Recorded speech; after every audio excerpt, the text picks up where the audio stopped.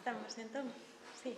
Bueno, pois antes de empezar, antes de dar comezo a esta mesa redonda, o primeiro de todo é presentar aquí a compañeira Inés Mirás, que bueno, nos acompaña nesta aínda calorosa tarde de xuño. Inés Mirás, formada en Artes Escénicas, Produción Audiovisual, de espectáculos, posúe o título de grau profesional de guitarra, o grau elemental de violín, o mestrado en Composición e Bandas Sonoras e Deseño de Son para Videoxogos pola Escola Microfusa de Barcelona. Bueno, unha apaixonada da música e compositora da banda sonora completa dos videoxogos Sword of the Necromancer, de 2020, da desenvolvedora Grimory of Games, de Jade Sun Ascension, perdón, da desenvolvedora canaria Papas con Mojo Games, e despois para Nape Games tes dous videoxogos tamén, o Ploid X, tamén do 2020, como os outros dous, e o Regnam de 2019. Ademais de videoxogos, Inés é creadora de música para gameplays de YouTube, para documentais, para curtametraxes e videoxogo, de vídeos, e tamén para publicidade.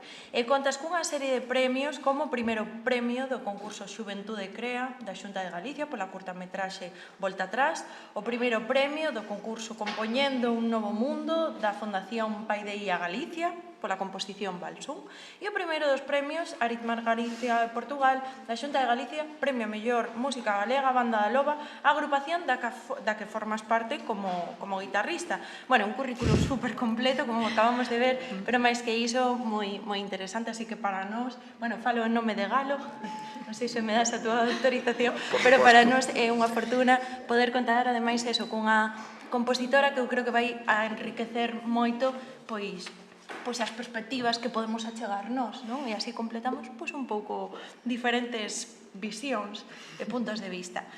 Pois agora sí, empezamos a mesa redonda. Bueno, falando outro día con Galo, comentáballe que falando de videoxogos, teremos que tirar tamén un pouco de interactividade na mesa redonda, non? Porque, ao fin e ao cabo, estamos falando diso, de xogos. Pero, ainda así, nos xa pactamos unha serie de bloques e de temas que máis ou menos van ir guiando o que imos tratar aquí e que, a priori, consideramos interesantes, a pesar de que isto poda ir fluctuando ou modificándose a medida que vamos aportando cada un. O primeiro bloque co que íbamos a empezar, chamámoslle paisaxe sonora nos videoxogos. Vale? Agora mesmo me xustifico e digo por que de isto, porque sucede que en moitos casos, cando falamos, incluso na mesma participación a miña anterior, todo o tempo, música e son dos videoxogos. Non sempre temos que estar puntualizando, porque o apartado sonoro, o apartado de audio, é moito máis complexo que únicamente o musical e únicamente o da composición, porque inclúe eso, música, inclúe deseños de son, inclúe tamén linguaxe, as propias voces das personaxes, non? Entón, como vemos, é un cúmulo, unha mistura de moitos elementos que conforman ese apartado grande, o que podemos clasificar como audio, como, bueno, é que, como digo, conta con todas estas partes. Partindo disto, me pregunto, como conflúen, como conviven todos estes elementos dentro dun videoxogo? Non sei quen quere empezar, eu tiro a bola. Eu xa falei hai un rato. Bueno, pois comezamos con Inés, que estamos desexando escoitala. Entón, falamos ademais de compositores e compositoras, por suposto, te temos aquí, pero despois tamén hai enxeñeiros de son, directores de son, creadores de efectos, despois tamén encargados de pasar as partituras, igual de, pois eso, facer arranxos e orquestacións máis específicas, bueno, que é depende do videoxogo, pode ser un equipo moi grande ou máis, bueno, máis... Sí, depende máis do orzamento, non? Sí, Que se teña. iso primeiro. Sí, bueno, pois a ver, claro, dentro dos videoxogos está a linguaxe visual, non? E despois está a linguaxe sonora, como ben acaba de dicir aquí a Erea. Que podo dicir destacable? Que temos, por unha banda, o foley ou os efectos sonoros, que se lle chama effects, non? Pasos, de repente respiracións, un golpe cunha espada, unha árbore movéndose, temos despois a música, e despois estarían as voces propias da xente, non? Entón, como nos afecta, bueno, en caso de que houbera diálogos, non? Ou dos bichiños, ou dos animaliños, ou do que tal.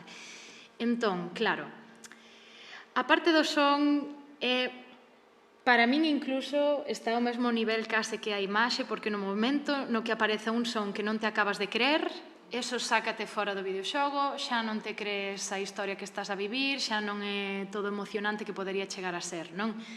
Sempre falamos de que isto teña un acabado cunha imaxe preciosa e un 3D super ben modelado, non sei que, pero como despois metas un paso da librería de sons máis cutre de internet ou metas unha musiquilla moi enlatada ou que sexa, iso xa non és capaz de aguantalo, non? Entón é como que a día de hoxe para min o son é que está moi por baixo da importancia que se lle debería dar e, de feito, a nivel nos orzamentos, cando nun estudio se está decidindo que parte de cartos vai levar cada equipo, non? Está o de guión, está o de modelado 3D, está o de son, está o de programación, etcétera, etcétera.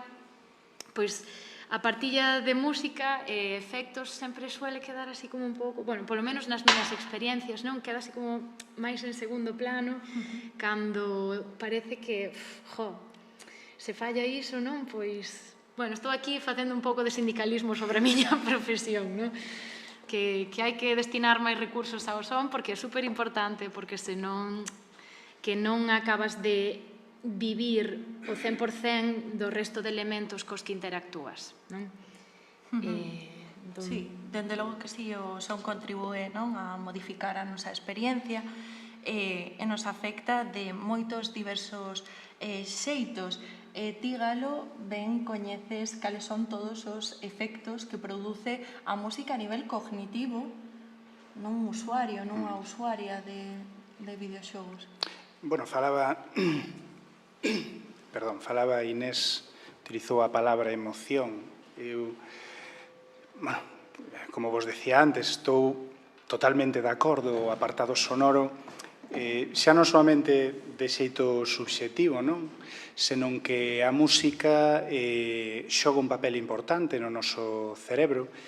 Xa a nivel de sons, ambiente, este tipo de cousas, aí xa me colledes un poquillo máis, pero no que é o oído musical, a música, sen dúbida, a música dun videoxogo, igual que nunha película, por suposto, pode conmovernos, non? Pode calmarnos, pode excitarnos, e iso é porque afecta directamente a unha das partes máis antigas do noso cerebro, que é o sistema límbico, non? Que é o que regula a vida afectiva e emocional, os nosos desexos, a memoria, a aprendizaxe.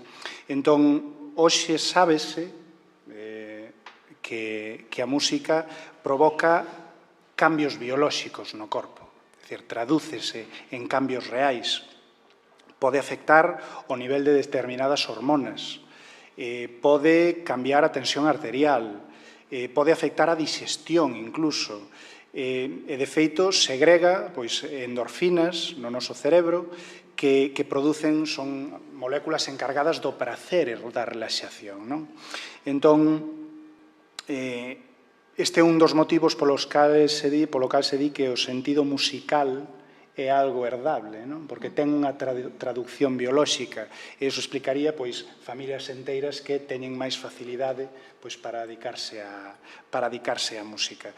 Na medicina utilízase, e non quero monopolizar isto, pero utilízase nunha morea de enfermidades que tiven que chuletear aquí porque son moitas, no Parkinson, na hipertensión, os trastornos de hiperactividade, a depresión, o estrés, o insomnio. É dicir, hai terapias musicais. Non estou falando de cousas raras, sino de cousas que se fan no Sistema Nacional de Saúde. Hai unha cousa moi curiosa, que eu creo que é o máis interesante de todo isto, que é velo dende o punto de vista neuroevolutivo. A música ten unha característica que é que as áreas cerebrais adicadas á música solápanse coas áreas cerebrais adicadas á linguaxe. Son as mesmas. Entón, é moi posible que paralelamente estas dúas funcionalidades se desenvolvesen xuntas. E, de feito, a música, se nos paramos a pensalo, é un xeito de comunicación, non? Igual que a linguaxe, aínda que a linguaxe é referencial, a música non o é, pero as dúas teñen unha estrutura xerárquica, está constituída no caso da música por elementos acústicos, tons, palabras, que se combinan para formar composicións máis grandes, non? E, de feito, no que é a historia evolutiva, hai un concepto que é o de musilinguaxe, que é que os estudiosos deste tema pensan que inicialmente, antes de que a linguaxe seguise pola súa rama particular, que antes había un sistema de comunicación que combinaba sons con protopalabras, por decirlo así. Isto ten unha traducción interesantísima, que é que se diferenciamos no cerebro percepción armónica e percepción de ritmo. A música é a arte de combinar os sons co tempo. A definición, pois tal cal. Sábese que o que é a percepción armónica pertence sobre todo ao hemisferio cerebral dereito e a percepción rítmica ao esquerdo. É dicir, que se perciben en dous hemisferios distintos. Iso creo que, os que, sobre todo, eu, porque o da música teño un pouco de lado, aínda que fixen os meus estudios na súa época, pero as dúas sabedes perfectamente por que unhas persoas se lle dá mellor un apartado que outro e por que ás veces é complicado combinalos. Hai alumnos e alumnas brillantes que saben perfectamente onde ten que ir cada nota e a outros ou a outras costalle máis. E é por isto. É porque están en diferentes áreas do cerebro. De feito, os músicos e músicas profesionais, co tempo, tenden a que o hemisferio dominante, en vez do dereito, para a percepción armónica, sexa o esquerdo. É dicir, que se vai o mesmo que o do ritmo.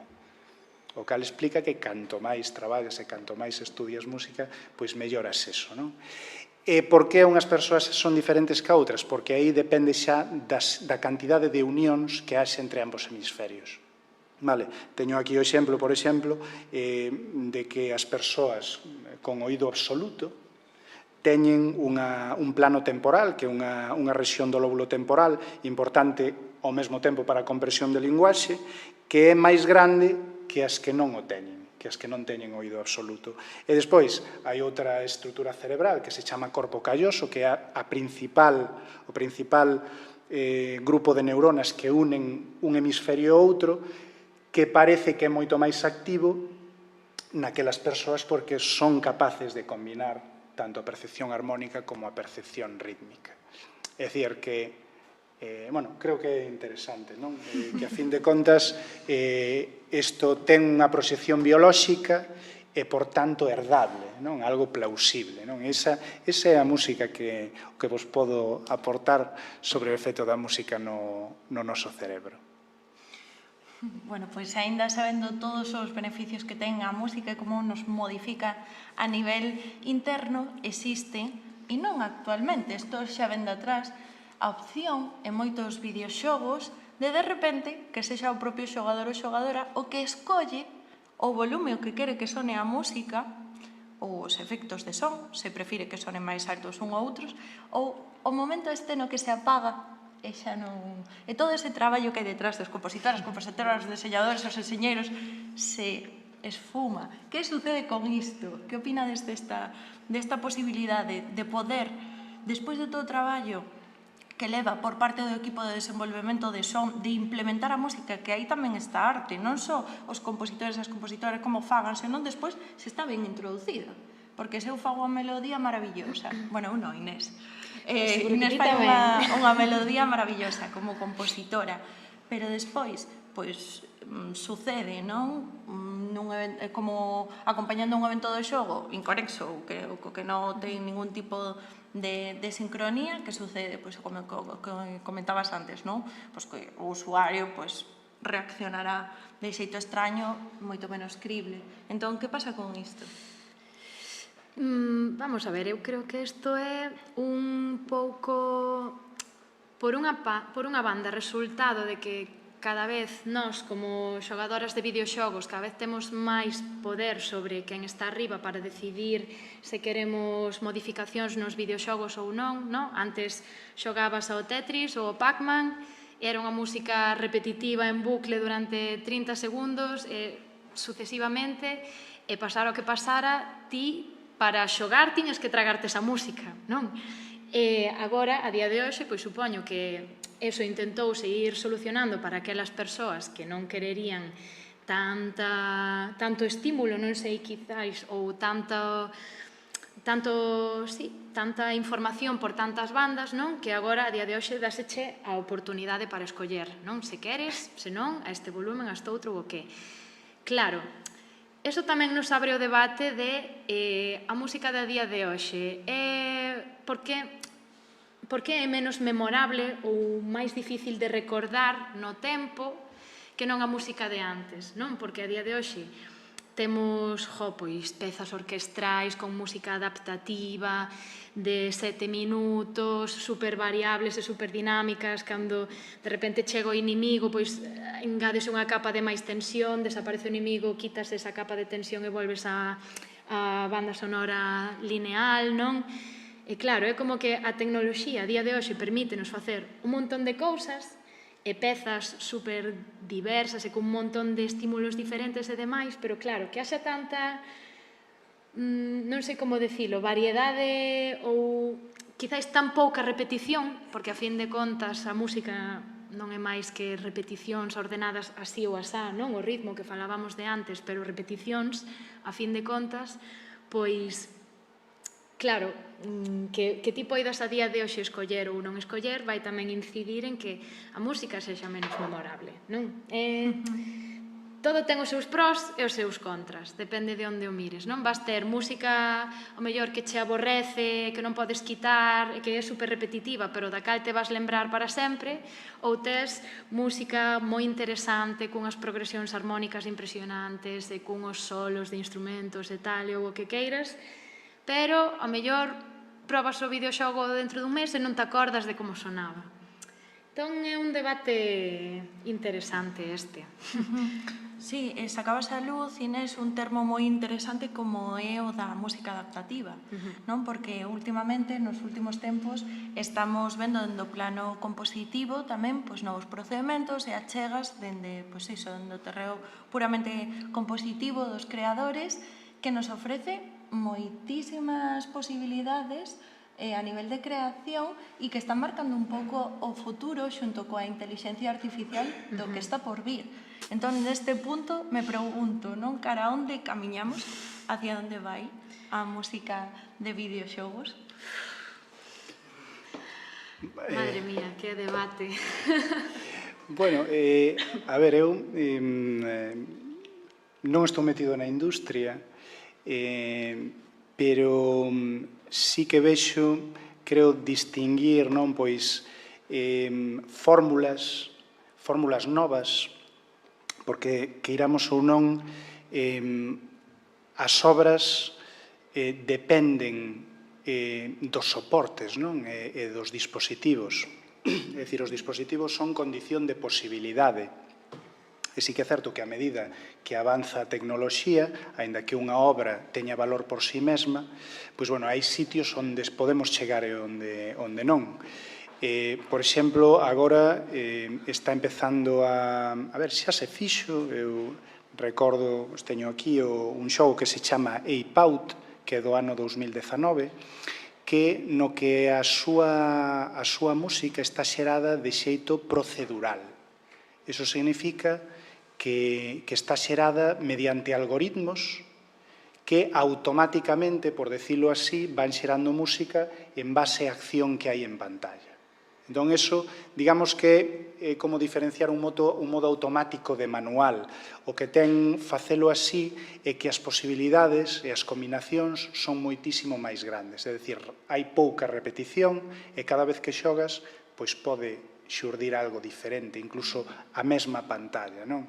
Creo que isto, todo o que é o tema de inteligencia artificial e o que son os procesos procedurales, aínda que xa hai xogos que incluso no seu gameplay o implementan, pois No Man's Sky, por exemplo, creo que é un dos máis significativos, tamén está pasando na música.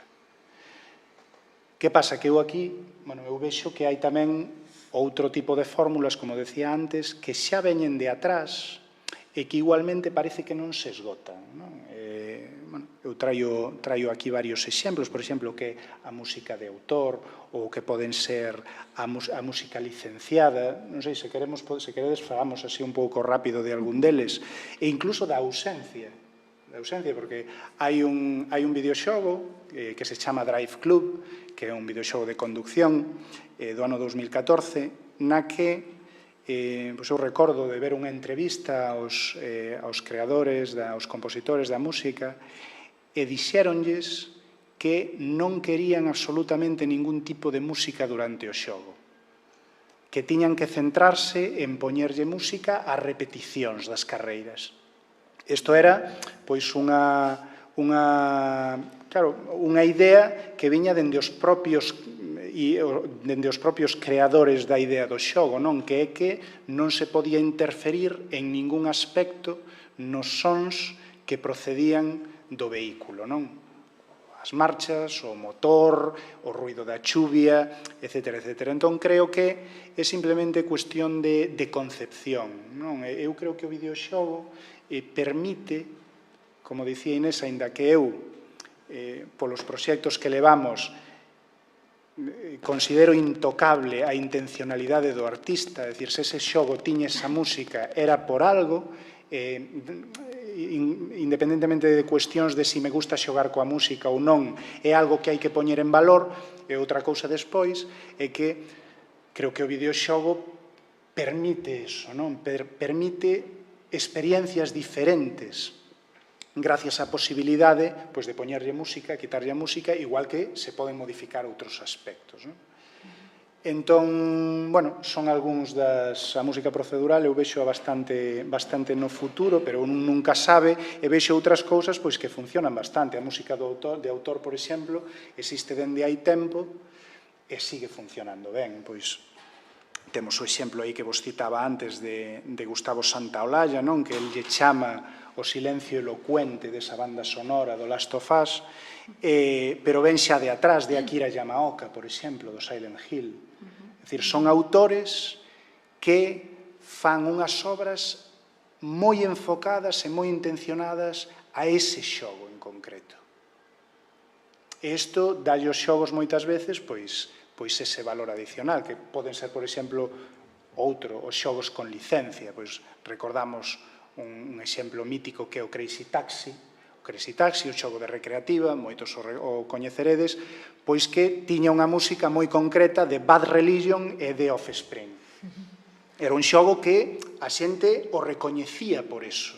Uns grupos con un estilo moi concreto, pasou tamén con Wipeout, por exemplo, coa música industrial inglesa, pasou tamén co Fórmula 1, con música de Joe Satriani. É dicir, son músicas licenciadas que encaixan ben no xogo, pero iso é diferente a facer unha música específica para ese xogo. Non sei se me explico. Sí, dende logo. E tamén o valor do silencio, non? Falabas do Silent Hill, como se utiliza tamén como estrategia compositiva. E tendo con nós unha compositora galo, tamén queremos preguntarlle cales son os procedementos que pregache ti a nivel creación para as túas bandas sonoras.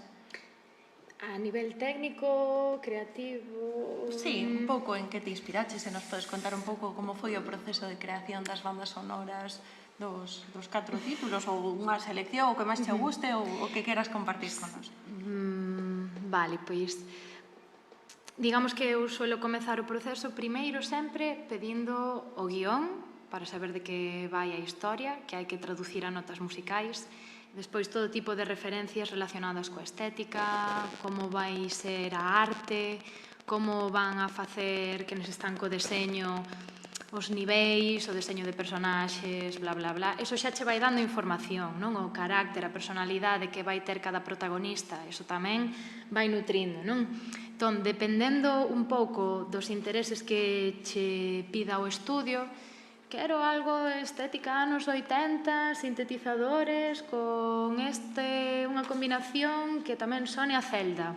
Bueno, pois ti intentas o xeito non de achegar un rollo Stranger Things coa banda sonora de Zelda, non? Ou eu que sei, quero algo máis sinfónico, épico, tipo o Señor dos Anéis, non? Pois de repente pásame así algunha referencia, polo menos porque a día de hoxe, para min a creatividade en sí non é máis que recoller un pouco o que nos constitúe como persoas desde dentro, que é o que basicamente escoitamos durante a nosa infancia ata a día de hoxe, non? O que nos constitúe, eso é un pouco, bueno, eu creo que a estética, non? A fin de contas, o que sei, o meu pai remexelle moito por dentro escoitar grupos de rock e un pouco de metal aí. A min, por exemplo, gústame a estética folky de Berrogueto e de todos estes grupos folks galegos porque foi o que escoitaba na casa de pequeniña.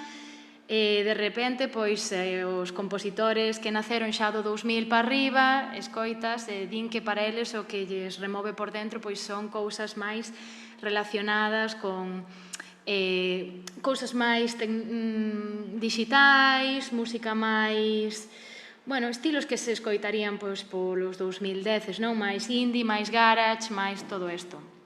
Entón, claro, a min podenme pedir que faga algo con esa sonoridade, pero é imposible desapegarme da estética que levo por dentro, non? Entón, claro, aí hai que atopar un punto de encontro entre o que quere o estudio e entre o que eu quero tamén facer, porque para min compoñer ante todo ten que ser algo do que eu disfrute e do que obteña tamén prazer, non? O que dicías, que como que se nos activa a zona por aquí do cerebro e cosquillitas de todo isto.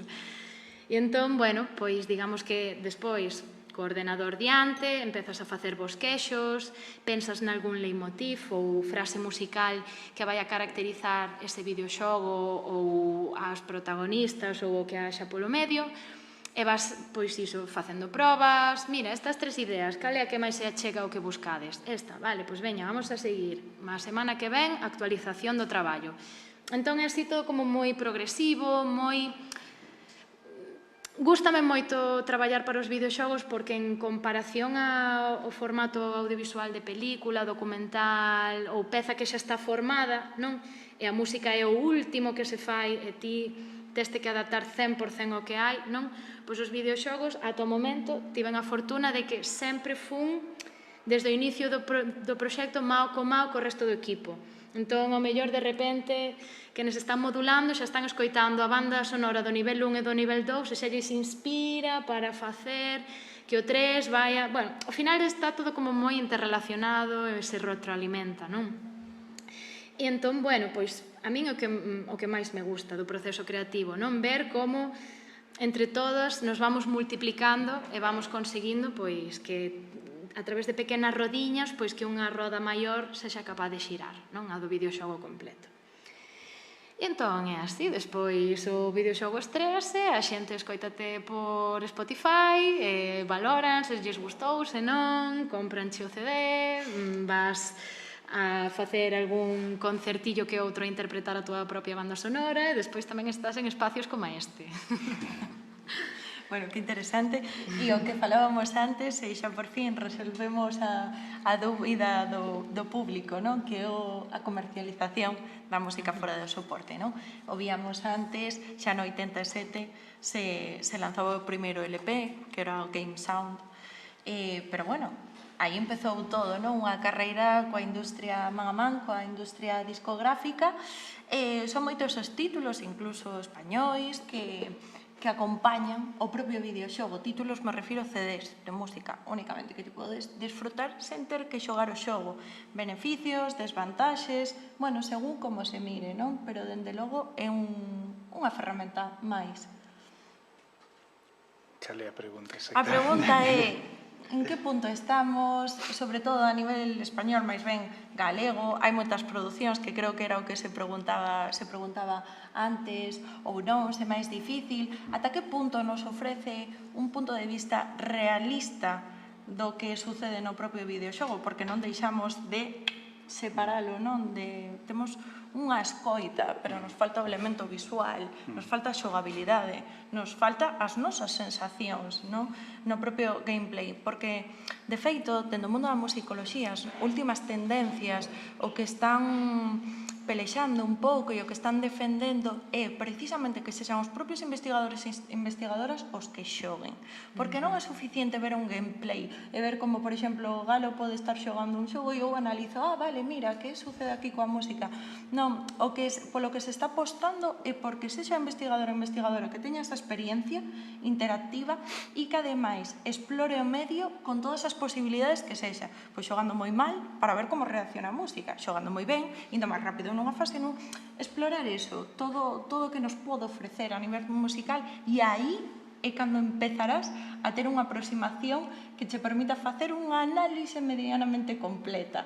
Entón, pero volvendo, agora me fumo polas ramas, volvendo a pregunta, ahora sí, Galo, cantos títulos nos podemos atopar hoxe en día comercializados fora do soporte e que valor teñen?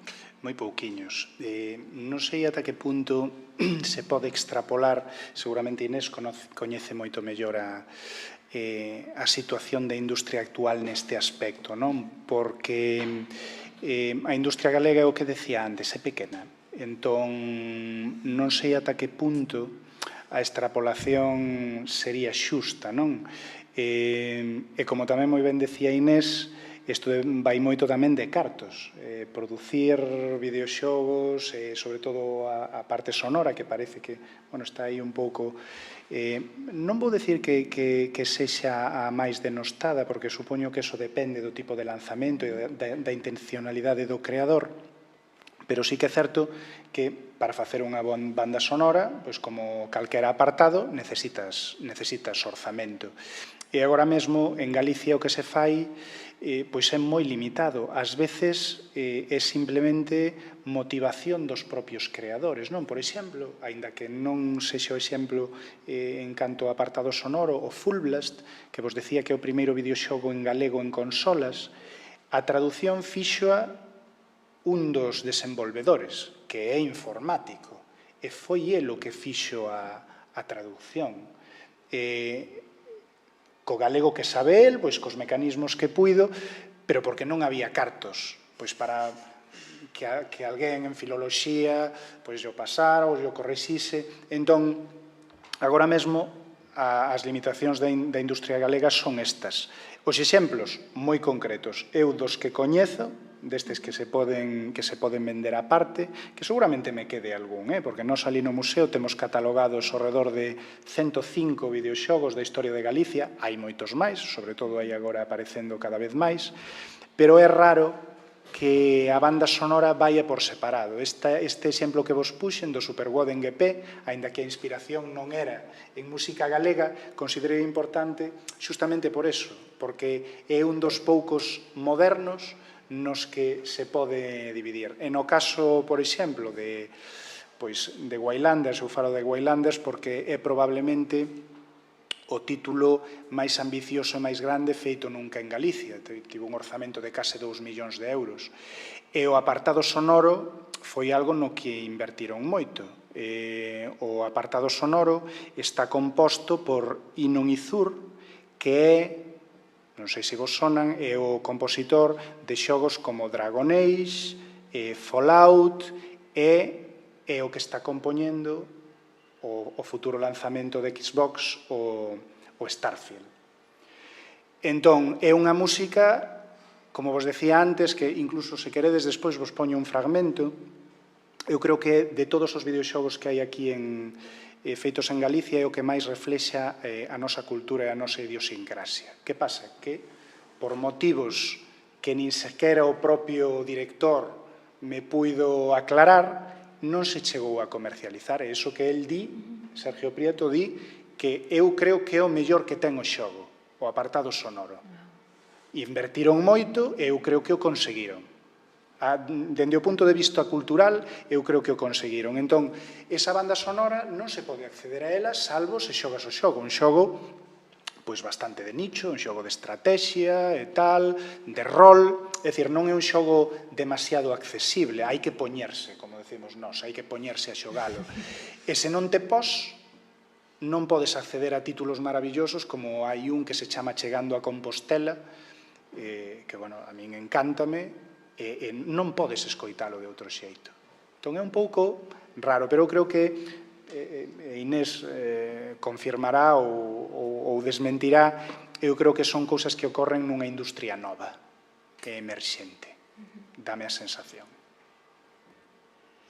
Sí, a ver, a verdade que... Sí, podeme decir, non, estás falando aquí. Vamos a ver, claro, aí tamén hai unha cuestión importante, non? Que é o quen se encarga despois da distribución da banda sonora, non? Porque pode ser que ti teñas a sorte de que o estudio fala contigo e ti tes todo o poder e todos os dereitos do teu proxecto final musical e ti decides a que plataformas o subes, como o distribúes e demais, ou pode pasar que o estudio se quede cos teus dereitos. Iso hai no que negociar ben, porque, vaya, hai moitos casos nos que, de repente, pois, sí, encantada de compoñerche tal, 40 temas para este videoxogo, fantástico, e ao final acaba por unha cláusula pequeniña do contrato, non? Pois quen acaba sendo propietaria é a empresa e ela a que despois acaba ingresando todas as reproducións, todas as ventas por Amazon, reproducións de Spotify, anuncios de YouTube, vendas físicas incluso, bueno. Claro, é, como dís, un novo entre comillas, pero sí que é certo que... O sea, digo entre comillas porque hai grandes títulos da música, vamos, eu teño Age of Empires xa para Windows XP en versión CD, aí guardado como ouro en pano, e xa pois debe de ser do 2002 ou 2003, por aí, non? Esa banda sonora. Pero claro, sí que é certo que non está moi, polo menos desde onde eu o percibo, non está tan estandarizado o consumo de bandas sonoras como si de outros estilos de música, non? Entón, bueno, notase que aínda hai moito que traballar, moito que reforzar, moito que sensibilizar a quen fai música para videoxogos, sobre todo para que saibas un pouco cales son os teus dereitos e como negociar e iso, que non te pisen tampouco, non? Bueno, de feito, perdón, como curiosidade, xustamente Sergio decíanos que falouse co compositor sobre este tema de sacala a parte, non sei que, pero por detalles de produción, pois que quedou aí. Claro, ao final por papeleo, non? Porque a saber que acabarías pactando coa empresa, bueno, é un pouco... Pero bueno, está claro que é un valor engadido, non? E ter esa posibilidade, falan tamén da áptica, non? De ter ese contacto co soporte, e o arquivo sonoro saberá ben, ese contacto co soporte, pois tamén é interesante, pero hoxe en día, pois, nun mundo fluido, como ben apuntaban antes tamén, líquido, como se refiren para a música moitas veces, que forma parte das plataformas, non? Que xa non podemos tocar, xa non temos tan dentro, non, das propias plataformas, bueno, novos terminoloxías, neoloxismos que aparecen na escena académica, pois está claro que pois iso, que o comercializar fora o soporte chega un elemento extra. A parte dos propios CDs de música de bandas sonoras, de música de videoxogos, temos tamén os concertos en vivo. Tamén obviamos antes, non? Tamén foi no 87 co Dragon Quest, no Santori Hall de Tokio. Hoxe en día non temos que irnos a Tokio para ver concertos de música e videoxogos, porque en Galicia xa tivemos, verdade, Galo, algunha chega entre elas o primeiro proxecto, como ben comentabas antes, o proposto polo Movie, música e videoxogos, e despois tamén unha odisea sinfónica en colaboración do Movie coa Orquestra Vigo 430. Non sei se nos poderías comentar un pouco que podemos extraer destes dous proxectos a nivel da audiencia, a nivel, pois iso, a resposta do público, e que supoñen estes proxectos pioneiros en Galicia, tamén para o mundo musical e para o mundo dos videoxogos. Unha pregunta gorda, A ver, eu creo que ven a refletir un pouco un paso máis, non? A concepción da música de videoxogos, poñela en escena, pois, como decías, cos concertos, tivo un impulso, primeiro que tivo un impulso importante coa aparición do CD, non? Porque gracias á calidade de son que permitía o CD, puido haber claramente un trasvase de música sinfónica, de música feita con orquestras, e pasalas directamente ao CD. De feito, e non me quero ir polas ramas tampouco, era un dos feitos que falaba eu que foron importantes na historia do videoxogo. Ese salto ao CD significou que algunhas compañías, as que implementaron CD, puideron digamos, potenciar o que foi o seu apartado sonoro dun xeito que en cartucho era incomprensible. De feito, a quinta xeración de consolas, unha das cousas máis importantes que ten é xustamente eso, compañías como Sega, con Sega Saturn, ou Sony con PlayStation, deron un paso adiante e deron lugar a música, por decirlo dun xeito coloquial. Ti escoitabas nun xogo a música que podías escoitar nun concerto, claramente. Por exemplo, Colony Wars ou a saga Final Fantasy VII, Soul Blade, por non falar de Metal Gear. É dicir, foi un cambio moi grande que as compañías que non o implementaron padeceron. É o exemplo arquetípico que ocorreu con Nintendo 64. Nintendo 64, sendo da mesma xeración de consolas, seguiu implementando o cartucho. E iso notouse nas ventas moitísimo. De feito, o fermoso tema de Legend of Zelda, tal e como o coñecemos de xeito orquestral, non accedimos a él ata 2001, que é cando sae por primeira vez o Zelda de Wind Waker en GameCube, que tiña mini DVD, porque ata a época a calidade musical era a que permitían os chips do cartucho, que era moito menos que un soporte como DVD ou CD.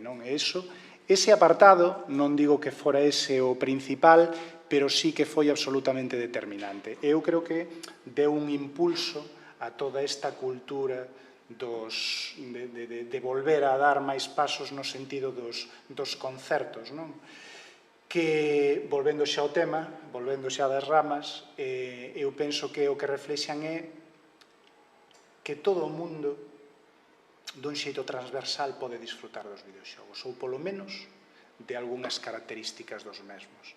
É dicir, calquera, sexa da idade que sexa, aínda que non xogara nunca, pode apreciar unha composición de calquera xogo moderno que utilice, vénseme agora, porque eu ademais son un amante da saga Ace Combat, que é un simulador aéreo, e o seu compositor, Keiki Kobayashi, xustamente hai un ano, organizaron en Xapón unha serie de concertos como por motivo do 25 aniversario da saga. E son unha serie de composicións que, rozan, eu creo que, non vou decir a perfección, pero que ás veces é difícil entender que son músicas que hai dentro dun videoxogo. Iso non significa que teña máis valor que unha música de autor, por exemplo. É simplemente que, creo que polas súas características, a música orquestral, a música sinfónica é moi espectacular. De feito, as grandes producións fan moito fincapé en que teñan un apartado sonoro espectacular, que emocione, que faga eso recordar. De feito, recordo, a música funciona así, é como cando ules algo que de repente che ven a túa infancia. Iso é porque o sistema do olfato está conectado tamén esa parte antiga do cerebro, entón escoitas algo e recordas toda a experiencia xogable. Eu creo que ven un pouco por aí. Creo que é algo moi transversal, que está tendo moita forza e que forma parte tamén do futuro. Eu creo que non está pasado de moda, máis ben o contrario. Penso eu. Sí, totalmente. E agora, a min gustaríame saber cal é o panorama actual de creadores e creadoras de música e sons para videoxogos aquí en Galicia. Se hai oferta laboral e despois consultei brevemente os plans de estudo de composición dos conservatorios que temos aquí na comunidade galega para ver se realmente hai disciplinas, materias que fomenten ou contribúan aos alumnos e as alumnas a poder formarse nestas novas ferramentas, como falábamos antes, dos samples, dos instrumentos virtuais. E para a miña sorpresa, ou non, pois non son moitas as disciplinas que contribúen a explotar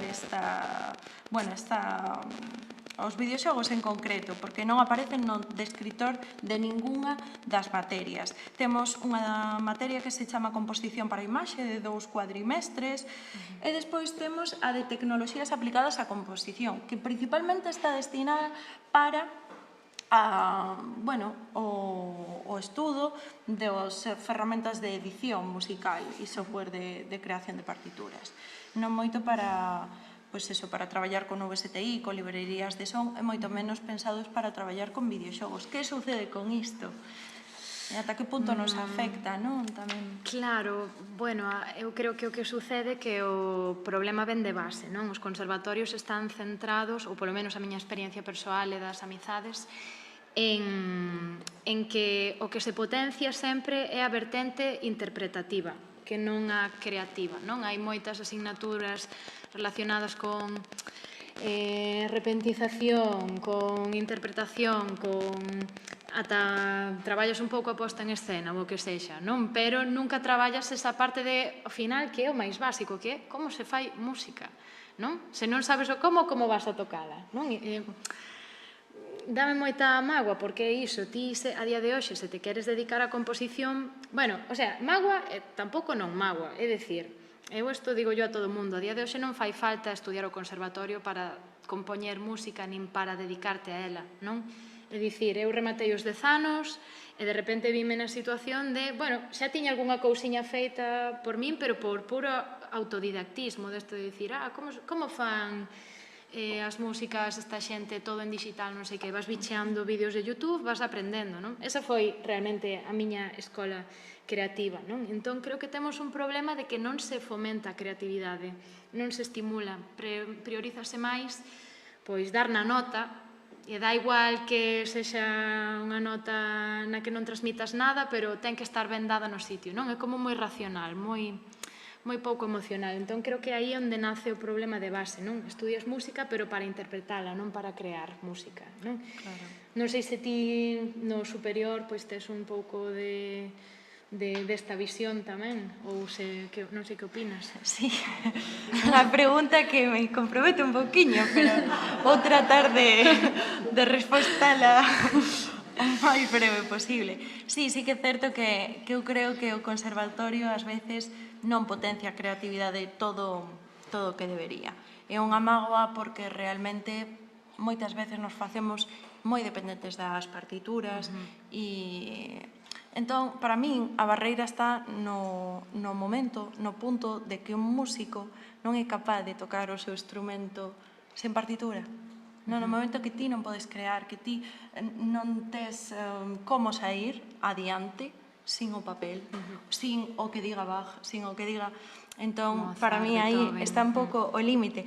Pero bueno, teño aquí preguntas máis interesantes para resolver agora mesmo. E a mí o que sí que me gustaría saber, aínda que xa nos deches un pouco de pistas, Inés, para futuros compositores, compositoras, que se queran formar, que queran crear música para videoxogos, como deberían formarse, pois? Que lles propós? Ou hai algún mestrado, algo que lles podas ti mesma recomendar para facilitarlles un pouco o traballo? Eu creo que é imprescindible, bueno, o dominio de software digital a día de hoxe, porque toda a música que escoitamos a día de hoxe, bueno, non toda, pero meirande parte dela, xa se fai con instrumentos MIDI, que é como que tes a orquesta sinfónica dentro do ordenador portátil e o único que tes que aprender é co teclado, pois ir facendo, vale, quero que as trompetas fagan tirirí, tirirí, e que de repente, pois, unhos estacatos ca parte de corda, non? Chin, chin, chin, chin, chin, chin, chin, chin, pero falo todo a través dun piano, non? Entón, piano é importante, coñecementos de armonía son importantes, pero tamén é importante o inglés, porque a día de hoxe case todos os cursos formativos e demais, bueno, cada vez cada vez estás extrapolando máis a todas as linguas, non? Pero sí que é certo que o monopolio un pouco da divulgación destes coñecementos pois está no mundo anglosaxón, entón eu decateime de que era un pouco obstáculo, en plan, non ter os nomes técnicos das interfaces, do software e tal, porque estaban en inglés, porque non había unha traducción feita todavía, non? Entón, recomendo eso, trastear moito co teclado e co ordenador, co teclado digital, neste tamén está moi ben, pero non che transcribe as notas xa automáticamente na partitura, non? A nivel digital, digo.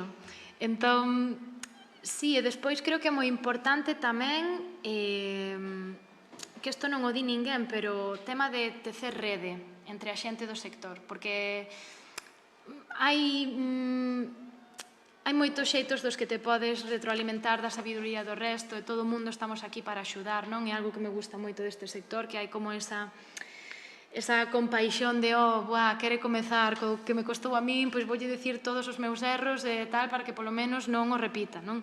Entón, como que hai moito compañeirismo e coñecer xente do sector tamén che facilita a que de repente deas con novos proxectos, non? Porque a mellor de repente este estudio encárgalle ese proxecto ao teu colega compositor, pero de repente están moitos proxectos e non pode collelo, pero recoméndate a ti.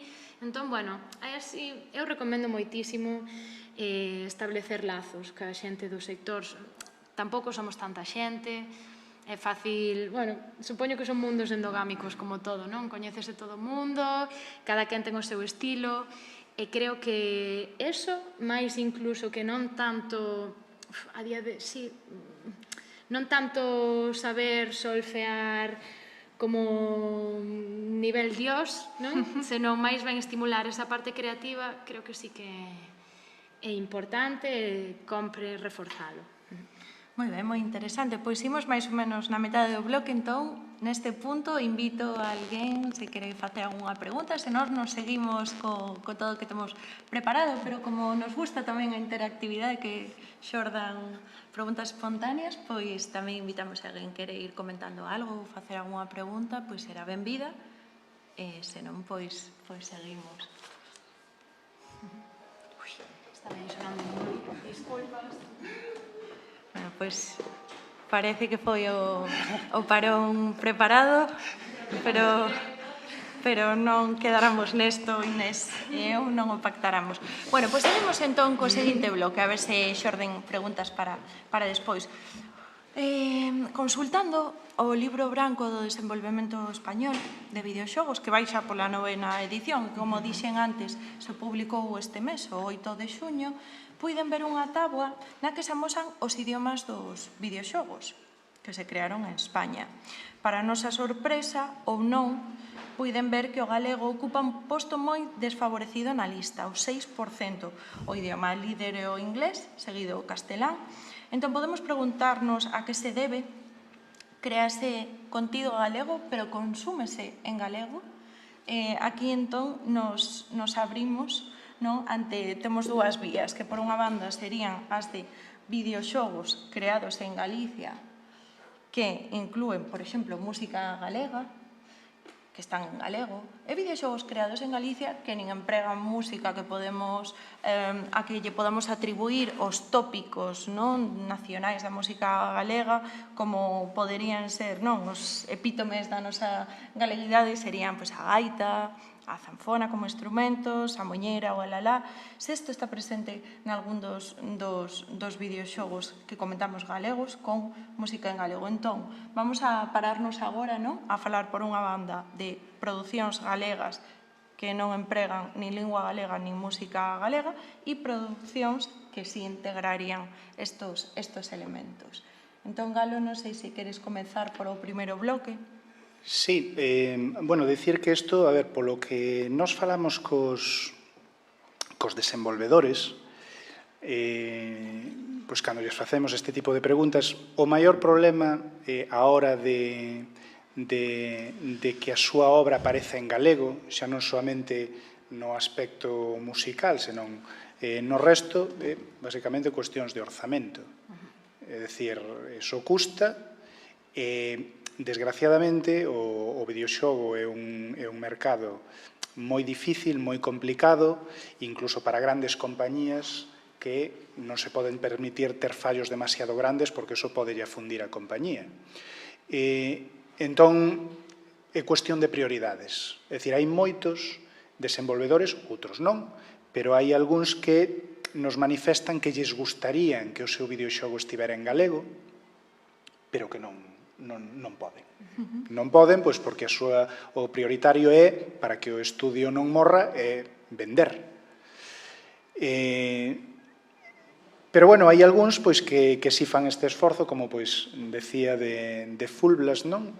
Fixeron ese esforzo, tamén Bijuda, está o xogo, o Super Woden GP, está en galego, están os menús, está todo en galego, e despois, a ver, eu creo que un pouco xogos que non se inspiren no que é a cultura galega, pois, bueno, os dous exemplos que dixen ao principio, facendo un pouco de spoiler, eu creo que entrarían aí, non? É porque son xogos importantes. Super Woden é un xogo importante porque tivo moitísimo éxito.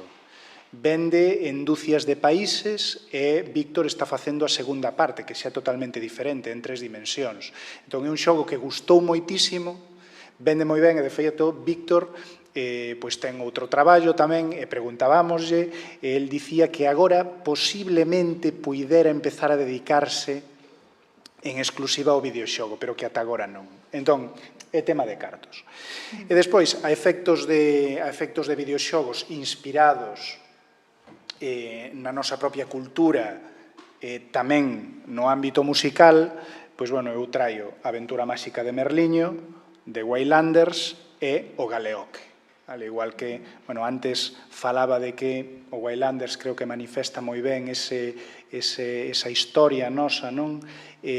Sempre con permiso de Galeoque. Galeoque é un videoxogo que, bueno, falando con Aitana Cuétara, que foi a súa produtora, pois decíanos que, bueno, houbera 5 persoas, e a idea xurdira de que un día, pois, nas festas na vila da que eran dous dos informáticos que traballaron nel, acabaron xogando o SingStar, que é este xogo de karaoke, de cantar, de Sony.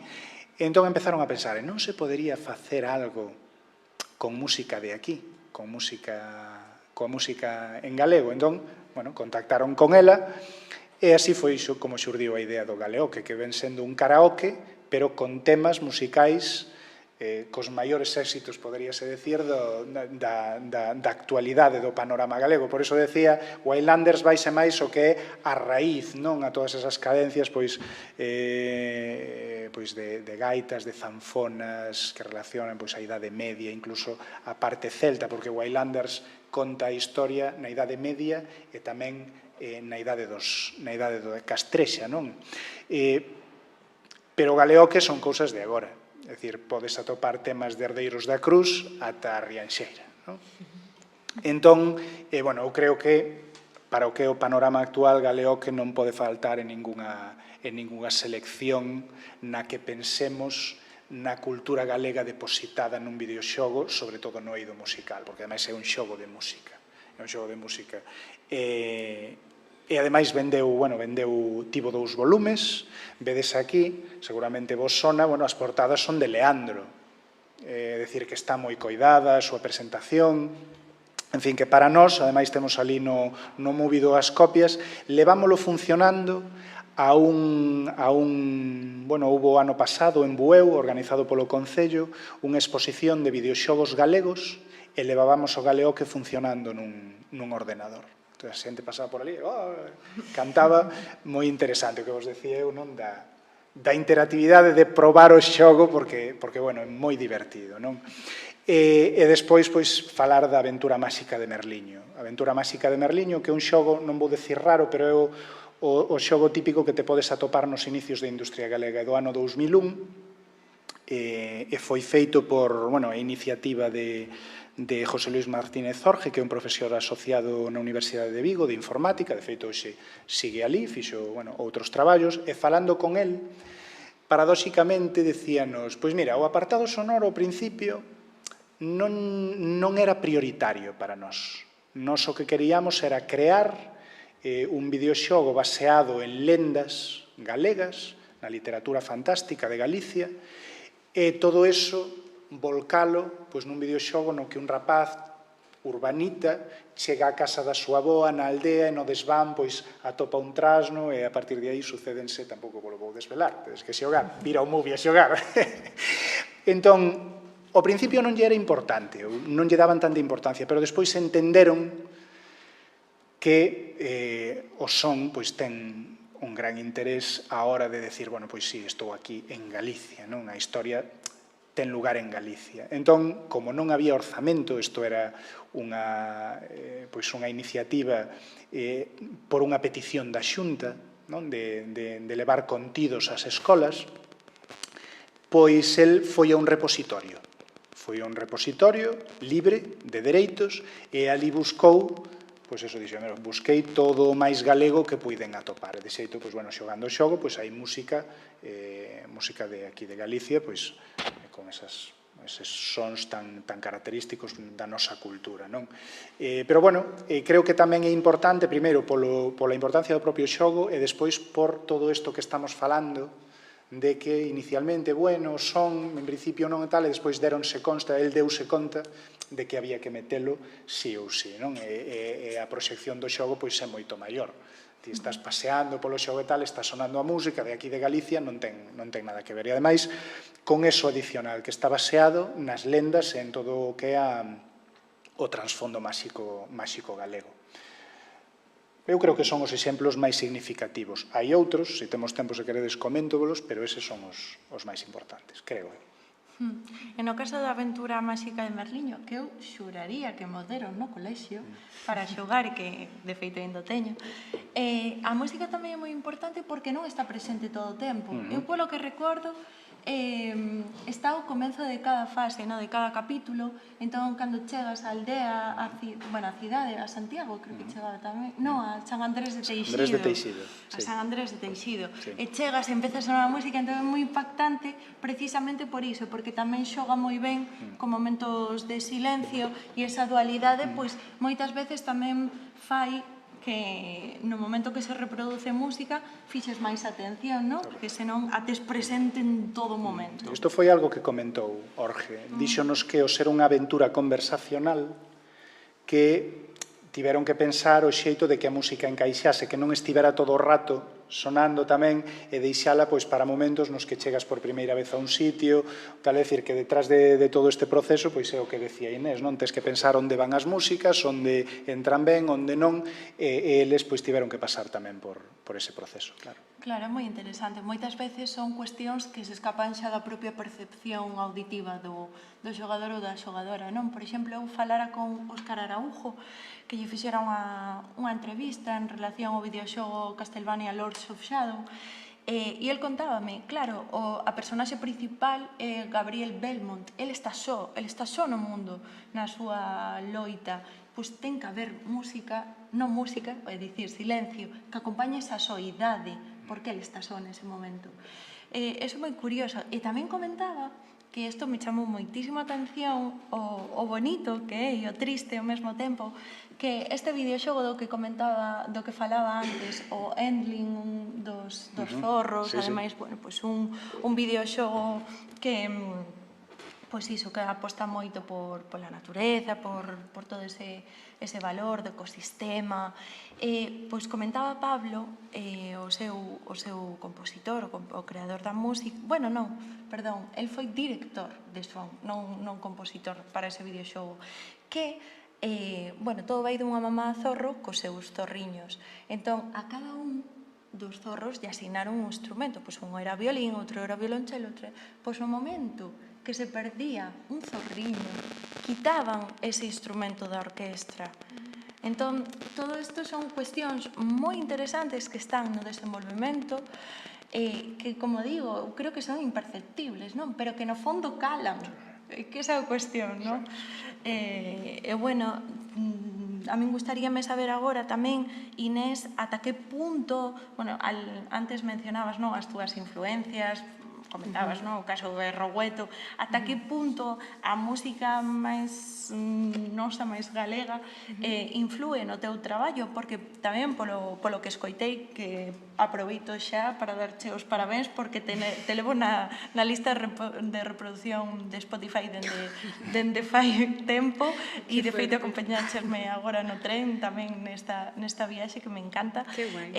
Na túa música atopei pentatónicas, modos, atopei música que me leva a China, música que evoca tantas paisaxes sonoras, tantas localizacións, tanto transmite moitísimo. Aínda non xoguei os xogos, o recoñezo, o sinto, non me deu tempo, fareino, pero gustaríame eso, que nos contases un pouco pois cales son as túas influenzas, imagino que depende moito do videoxogo, non, tamén. Sí, vamos a ver, sí. Aquí quen ten a batuta sempre vai ser o estudio, non? Que nos che dan as directrices estéticas do que queren. Pero, despois, claro, digamos que hai diferentes teclas a pulsar, non? Tes a tecla de vou ir por esta rama porque é a estética que a min me gusta, na que eu me sinto cómoda compoñendo, que sei, rock, pop, folk, un estilo concreto, non? Despois está a tecla de que vou a ser moi creativa, extremadamente, bueno, creativa non é a palabra, particular ou vou a ser máis universal, non? É dicir, vou facer algo, unha melodía moi complexa, moi difícil de memorizar, pero cando a xente integre vai dicir que pasada, ou vou tirar cara a algo máis auditivo, que entre pola orella e que se quede aí, non? Rum, rum. E despois temos que, claro, acabas de falar agora da pentatónica, non? A pentatónica, xa o nome o di, non? É unha escala de 5 notas que a min é que é algo que sempre me fascinou, porque mires en todas as culturas do mundo, música dos Andes, música chinesa, música africana, incluso nós, na nosa música popular galega, temos escalas pentatónicas, non? É como que a nivel musical é para min como a referencia de universalidade, non? Desto de podemos utilizar outras sonoridades máis particulares, non? Falábamos de instrumentos tradicionais da nosa música popular ou o que sexa, pero se metes unha pentatónica co instrumento que sexa, hai algo que nos vai a chegar a todo o mundo, non? Sexas da parte do mundo que sexas, bueno, non vou a xeralizar, non? Pero en xeral, digamos que é como o máis universal, penso, a parte das eu que sei, de temas feitos dun único acorde, que tamén os hai, non? Pero como que eu sempre procuro, non?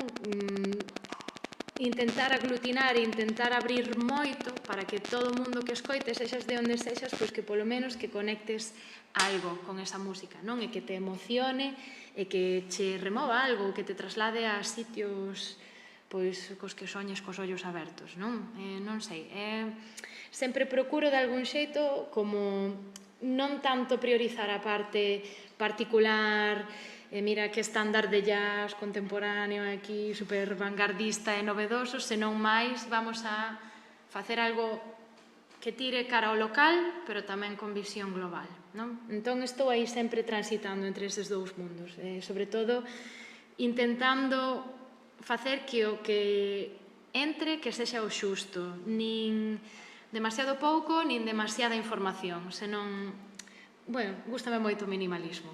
Aí sí que me tira.